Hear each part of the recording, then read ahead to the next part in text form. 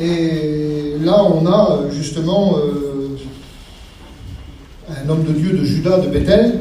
On a un prophète, un vieux prophète. Et on a aussi avec un homme animé par Dieu sur le point de vue d'une direction de Dieu, parce que Dieu lui avait parlé. Et il a été justement vers cette direction-là. Et il a déjoué, surtout aussi avec censuré tout ce qui ne correspondait pas à la volonté de Dieu. Et dans cette journée, je voudrais vous rappeler que si nous avons été sauvés, ce n'est pas parce que nous on a prêché, c'est parce qu'on avait un message qui sauve. Parce que même si vous n'aurez pas écouté le prédicateur et que vous aurez lu la Bible, c'est le moyen d'être sauvé. Donc ça veut dire que le salut, je le fais pour la 8e fois, tous les prédicateurs le font, le salut se trouve ici. C'est pas Samy le beau prêcheur, il n'y a pas de beau prêcheur. Si un homme n'est pas animé, si un homme n'est pas rempli, il n'est rien. Donc il faut traduire le texte. Et si nous traduisons le texte comme il se doit, alors ça apporte quelque chose. On ne peut pas faire n'importe quoi, on ne peut pas dire n'importe quoi. Et de toute façon, là, il y a ici des serviteurs de Dieu qui auraient le droit de venir Samy, il y a quelque chose qui ne va pas. Ici, il y a un homme de Dieu. Et il a un plan de Dieu à accomplir. Parce qu'à l'époque, ici, au chapitre 13 du premier livre des rois, il y a plein de difficultés et il y a comme une décadence spirituelle qui est en train de se passer. Et cet homme de Dieu-là, son nom n'est pas cité. Alors vous voyez, l'homme n'est pas mis en avant. L'homme n'est pas mis du tout en avant. On aurait peut-être l'habitude, nous, de mettre des sœurs ou des frères en avant, que Dieu soit béni si un jour ils sont un rôle de bénédiction, mais demain ils peuvent être un rôle aussi avec de misère. Donc alors, mettons l'évangile en avant et mettons-nous derrière l'évangile, d'accord? Et là, cet homme-là, il arrive et Dieu lui donne une mission. Et la mission qu'il lui donne, il a dit dans ce pays-là, tu iras, mais tu ne boiras pas, tu ne mangeras pas, tu ne rentreras chez personne et tu fais ce que je t'ai demandé de faire. Il l'a fait. Il a fait ce que Dieu lui a demandé de faire. Alors des fois, il y en a qui se cradent un petit peu quand ils ont des convictions, qu'à un moment donné, ils font ce qu'ils ont à faire, et puis arrivé à un moment donné, on les retrouve dans la misère. Pourquoi? Parce qu'ils n'ont pas été jusqu'au bout de ce que Dieu a donné, ou jusqu'au bout de ce que Dieu veut nous donner. Parce que là, aujourd'hui, nous sommes ici, mais nous sommes embarqués jusqu'au bout dans la situation. Si demain, nous allons déchoir, ou si nous allons faiblir, ça sera nous qui vont subir les conséquences. Parce que quand on commence à faiblir et quand on commence à plier les genoux, il y a la décadence qui arrive et automatiquement le péché couche à notre porte. Et j'aimerais vous dire, même si nous sommes des chrétiens, le péché aussi couche à notre porte. Donc lui, il arrive là-bas. Et quand il arrive là-bas, il déjoue tout par ce que Dieu lui a dit, par interdit, et il ne mange pas, il ne boit pas, il ne rentre chez personne, et il dit, quand tu t'en iras, tu ne prendras pas le même chemin par lequel tu es venu. Tu t'en iras par un autre chemin. Qu'est-ce que ça veut dire? Ça veut dire que là, lui, il a un plan de Dieu, mais il doit repartir sur un autre chemin. Ben, nous sommes venus dans le plan de Dieu, avec notre vilain chemin, et nous sommes repartis du plan de Dieu avec un autre chemin, le chemin de la vérité. Alors, c'est une note comme ça en passant, et arrivé à un moment donné, il fait tout ce qu'il a à faire, et il y a là un vieux prophète. Et le vieux prophète, il demande à ses fils par lequel chemin il est parti. Et donc il va à sa rencontre pour essayer de le trouver. Mais ce vieux prophète-là lui prophétise quelque chose. Il lui prophétise un mensonge. On n'arrive pas à comprendre, on n'arrive pas à comprendre le texte. C'est comme ça, voilà, c'est comme ça. Le texte dit ça. Regardez, écoutez ça. Il dit ça. Et il lui dit, moi aussi je suis prophète, comme toi. Et un ange m'a parlé de la part de l'Éternel, et il m'a dit, ramène-le avec toi dans ta maison, et il mangera, il buvra. Et le texte dit, le verset 18 à la fin dit, il lui mentait. Et l'homme de Dieu retourna avec lui dans la maison du vieux prophète, il but et il mangea.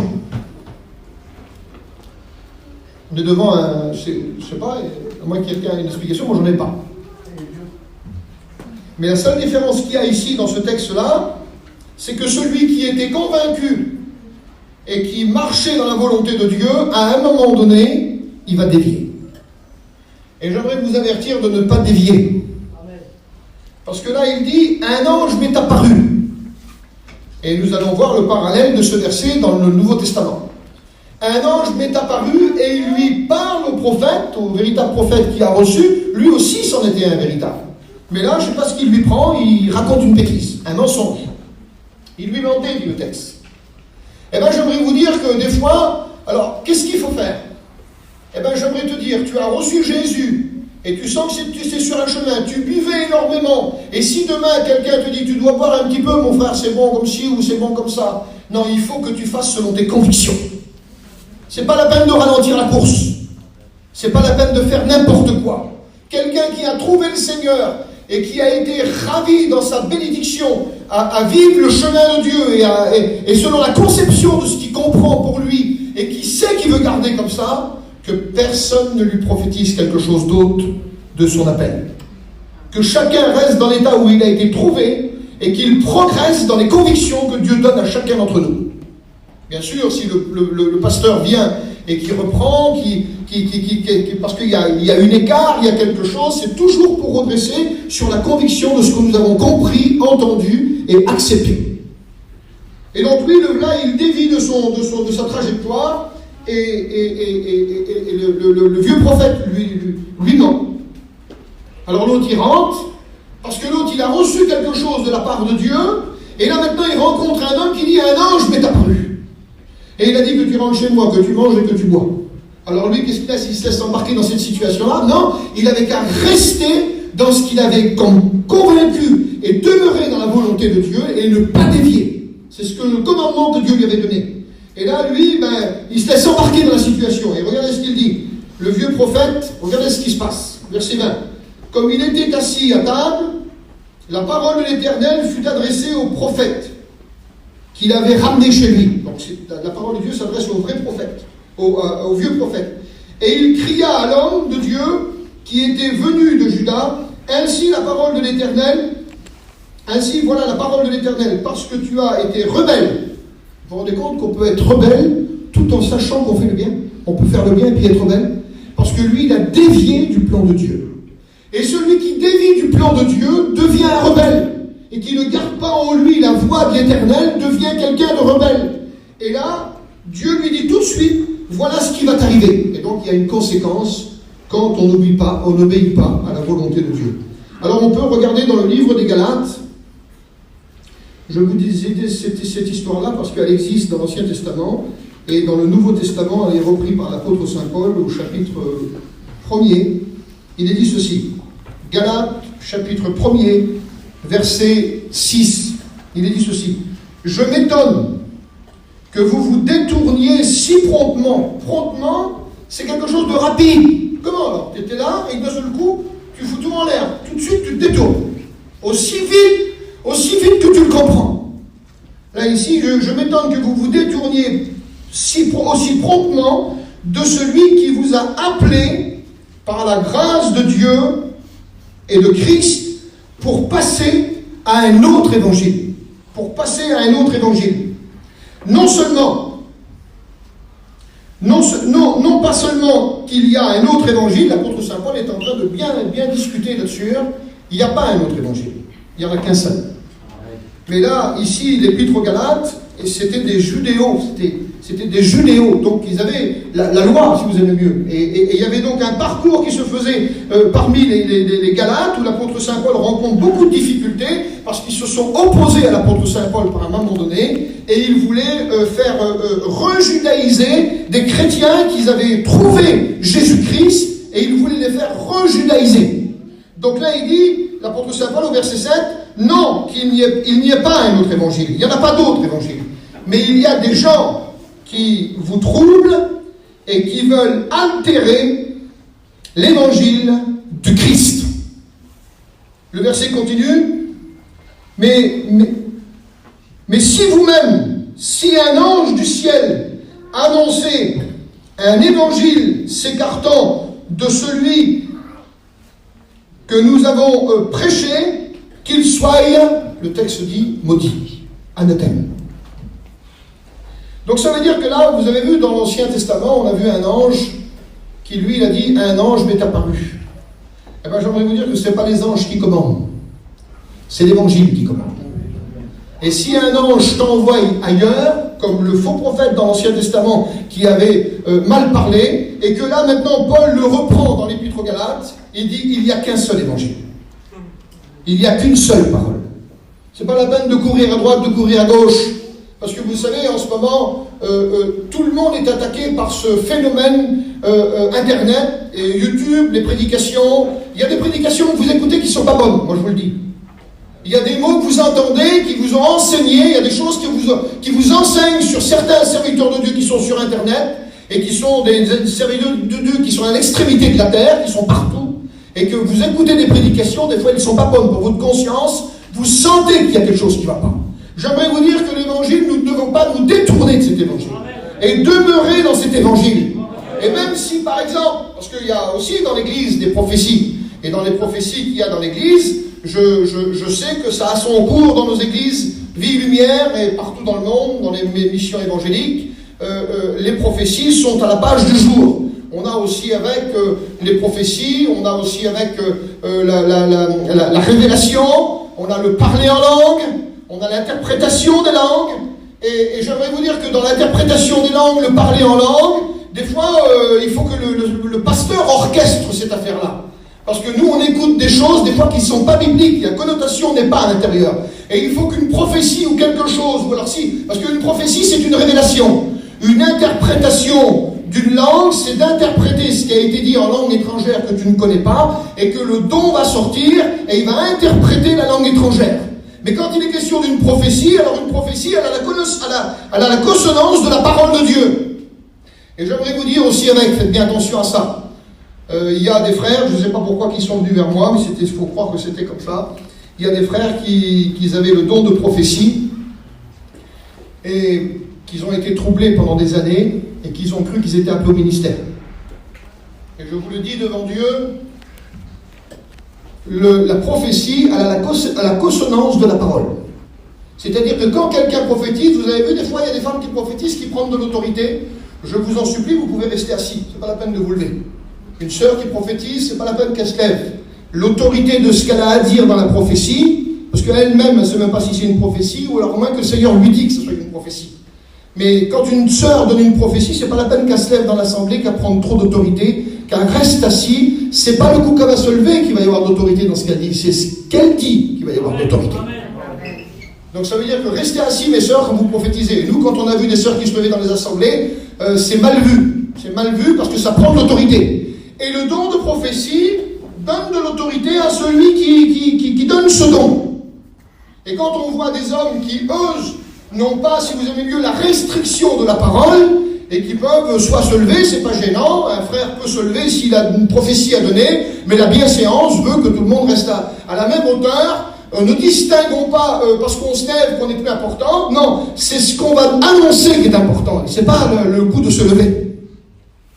Donc il faut bien distinguer entre la prophétie, et quand il est question de prophétie, chez certains frères, et là je parle des frères chrétiens, je fais attention à ce que je dis, mais ce que je dis c'est vérifiable.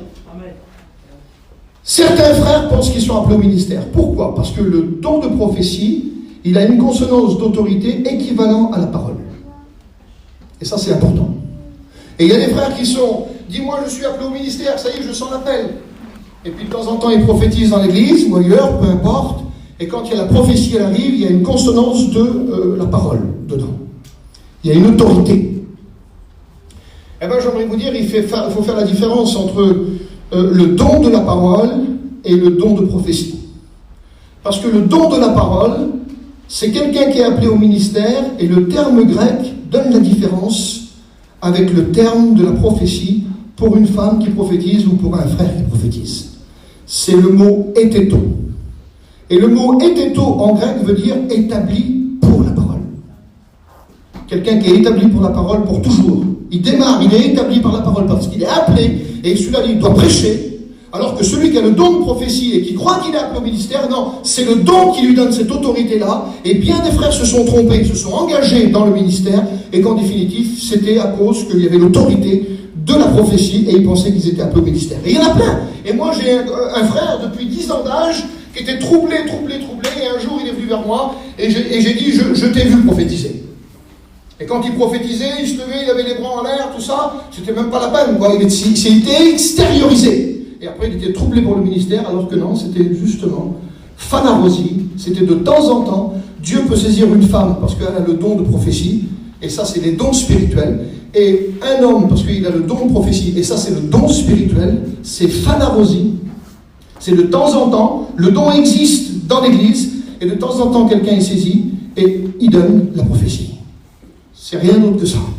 Tandis que le ministère, c'est une appel qui se fait à l'intérieur de nous, et là c'est tout un bouleversement, et même si on n'a pas le don de prophétie, ça se manifeste.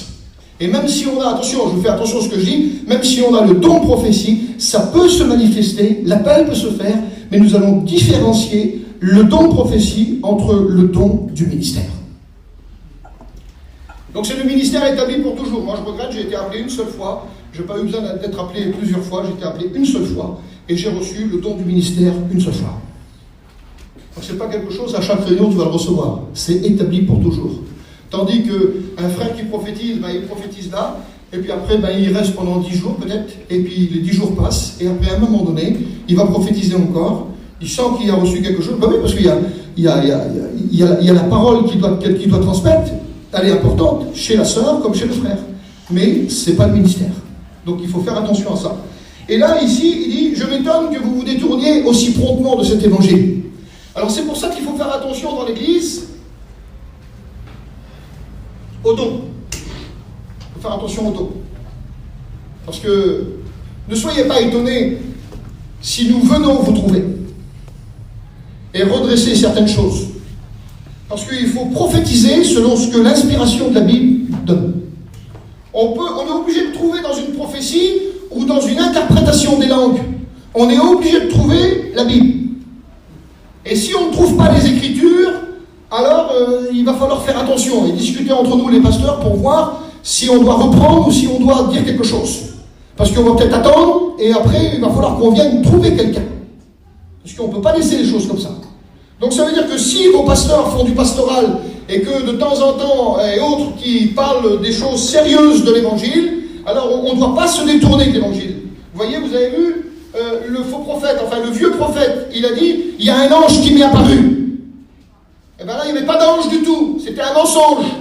Donc ça veut dire que je ne dis pas que l'église de Jésus-Christ est un menteur, loin de là. Mais la seule différence qu'il y a, c'est qu'on peut être pris par une inspiration et qu'en définitive, c'est pas ça. Et on peut détourner quelqu'un du plan de Dieu. C'est pour ça que tout doit être contrôlé par le pastoral, mais vous devez aussi avec vous soumettre à ce qu'on vous dit. Parce que vous n'êtes pas honte ou aussi facile que ça de dire n'importe quoi dans l'église. Vous n'avez pas le droit de faire dévier quelqu'un à cause que vous avez à cœur de donner une prophétie. Il faut rester dans la soumission à la parole. Et il vaut mieux pas prophétiser si tu sens vraiment que ça ne va pas. Mais par contre, on encourage aussi les sœurs, les frères à prophétiser si ça se passe correctement. Donc ici, il est dit à passer, mais aussi vous-même, même si un ange viendrait vous annoncer un évangile s'écartant de celui que nous avons prêché, qu'il soit maudit. J'ai marqué les mots, le mot anathème. On étudie les mots, vous savez. On étudie les mots. La Bible, on ne la prêche pas comme ça. Moi, avant de venir, c'est vrai qu'il y a eu du trouble aujourd'hui, mais je veux dire, on étudie les mots, on les connaît, on les apprend. Et on étudie sur la langue hébreu, sur la langue grecque. On ne va pas chercher les mots ailleurs, en anglais ou autre chose. C'est vrai qu'il y a des versions qui sont riches en Angleterre, peu importe. Mais je veux dire, j'aimerais vous dire, il y a beaucoup de parlements sur la Louis II. Cette Bible-là, ça c'est Louis II. Il y a beaucoup de parlements. Et quand on remonte au 1er siècle, la traduction de Louis II, c'est exactement le même portrait que la traduction du 1er siècle. Donc ça veut dire que ce soit l'abbé Crampon, que ce soit toutes les Bibles, il y en a qui essayent de comparer les Bibles. Ne comparez pas les Bibles, comparez le texte qui est du 1er siècle. Et quand tu découvres le texte du 1er siècle et que tu prends ici l'Épître aux Galates au chapitre 1, il y a les écrits d'apôtre Saint Paul dans le texte du 1er siècle. C'est énorme ce que je suis en train de vous dire. il y a toute l'inspiration, parce que Paul avait écrit dans les alentours de 100-150, tout était écrit.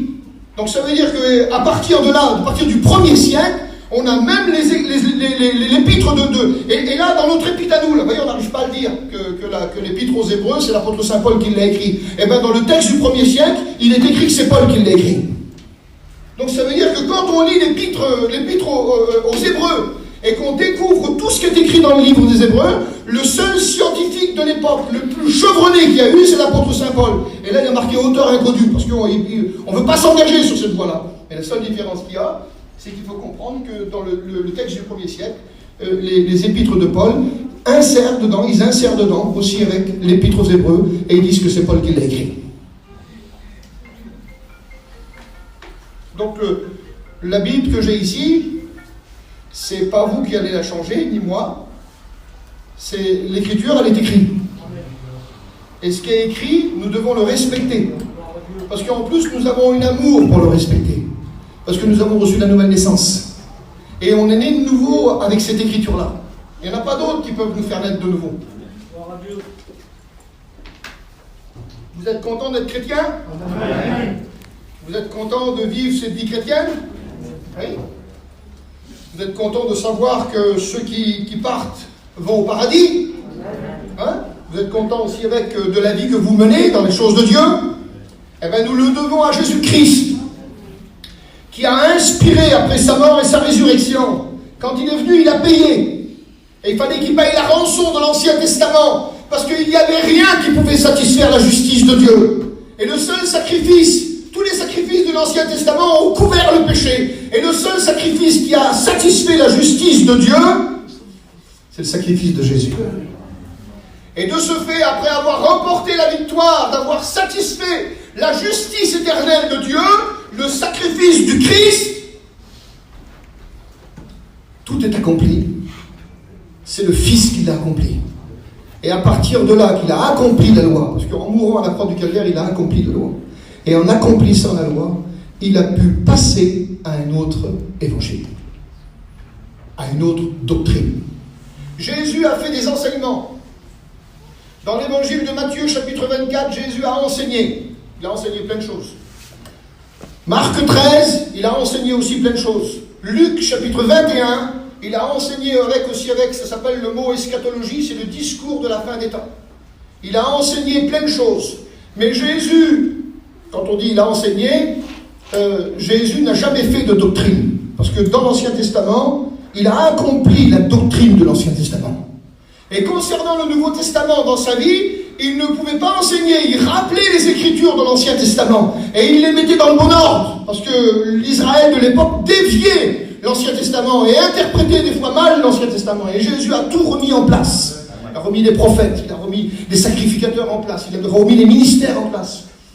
Et après, ce qui fait, sa mort, sa résurrection, Jésus est parti au ciel, je m'en vais, mais je reviendrai. Et il a inspiré l'Église, et il a inspiré par le Saint-Esprit tous les hommes de Dieu du 1er siècle à écrire par inspiration.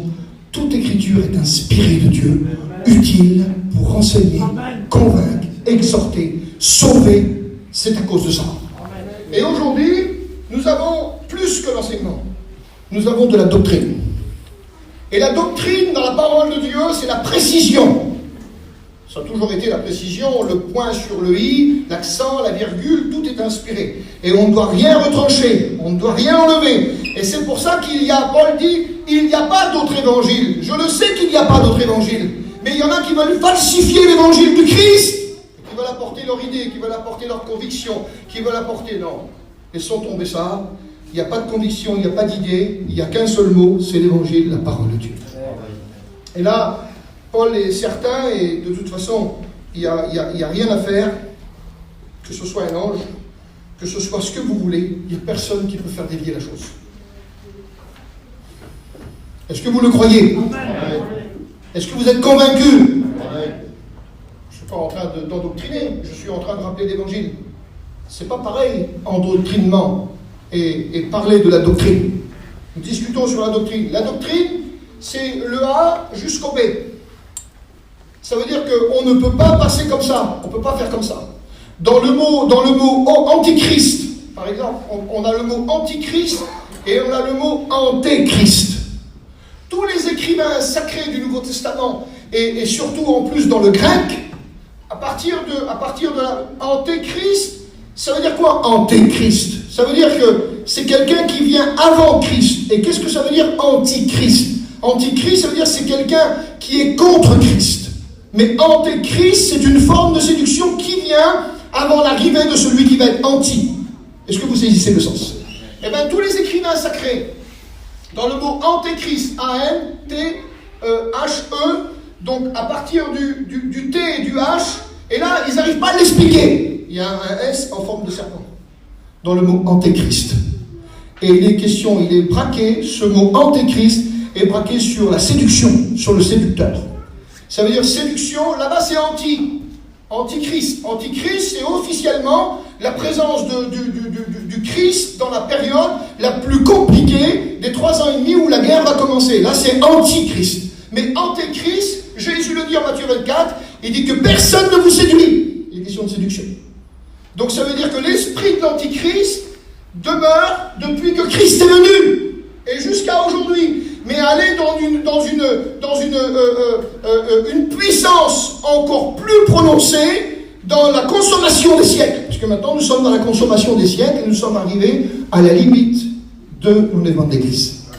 Et dans cette consommation des siècles, eh ben, nous pouvons regarder sur Internet, parce qu'il y en a qui tombent morts pour aller sur Internet. Il y en a qui tombent morts. Ils préféreront regarder sur Internet que lire la Bible. Eh bien, allez sur Internet et regardez ce qui se passe à l'heure actuelle. Le monde est en train de bouillir. C'est pas possible. C'est énorme ce qui se passe dans le monde. Ce qu'on peut découvrir, écrire, regarder. Nous, on découvre, on regarde et on regarde ce qui se passe dans le monde. Et au niveau de la Bible, on reste fidèle sur les mêmes écritures. Et de toute façon, aujourd'hui, maintenant, plus que jamais, ils ressortent de plus en plus. Et là, j'ai écouté sur un site YouTube, quelques mots de la part d'un homme. Et il dit, lui, voilà, ceux qui attendent l'avènement du Seigneur, est-ce que l'Église est enlevée avant, écoutez bien, est-ce que l'Église est enlevée avant, au milieu ou après la tribulation? Parce qu'aujourd'hui, c'est ça. Tout le monde veut essayer de noyer le poisson, tout le monde veut essayer de dire sa thèse. Donc, est-ce que l'Église est enlevée? Alors, je vous pose la question. Est-ce que l'Église est enlevée avant la tribulation? Est-ce que l'Église est enlevée au milieu de la tribulation? Ou est-ce que l'Église est enlevée à la fin de la tribulation? Réfléchissez. Voilà le sujet brûlant et de discorde parmi les chrétiens. Ah non, moi je suis de Paul, moi je suis d'Apollos. Moi j'ai écouté ça, moi j'ai écouté ceci. Ah ben non, moi j'ai lu ça. Moi j'ai lu comme ça. Moi j'ai compris ça. Je ne sais pas si ça intéresse les sœurs, ça, mais est-ce que vous attendez l'enlèvement d'église? Amen. Donc tout le monde est intéressé. Hein? La sœur a témoigné tout à l'heure, elle dit maintenant qu'elle regarde les choses quand quelqu'un part, elle le voit différemment. Et bien moi je vous le dis, quand je vais au cimetière aussi, je ne veux pas dire que je me réjouis, mais si vous saurez quel bonheur et quelle joie que j'ai dans mon cœur de savoir que nos familles sont parties près de Dieu, c'est la plus belle chose au monde qu'il peut y avoir. Je le dis devant le barreau de Hevel, maintenant c'est un petit peu mieux, mais au départ j'étais triste, mais là maintenant ça va un peu mieux. Et bien quand je vais au cimetière et que je suis là, je sais pas, moi c'est comme si que je viens rendre visite à quelqu'un qui est vivant. Je dis devant Dieu que c'est vrai. C'est pas possible la joie que je peux avoir. Comment que je me console dans mon cœur et cette joie que j'ai de savoir qu'ils sont vivants. Alors lui, il dit, voilà le sujet est brûlant et des discordes parmi les chrétiens. À propos, écoutez bien, à propos du sort de l'Église. Le diable trouble. Est-ce que vous le croyez qu'il trouble le diable? Le diable trouble beaucoup sur 3 points. En vérité, la question est de savoir si véritablement l'Église va vivre la tribulation, les mêmes fléaux, écoutez bien, est-ce que l'Église va vivre les mêmes fléaux et au même titre que les infidèles? C'est celle-là la véritable Église.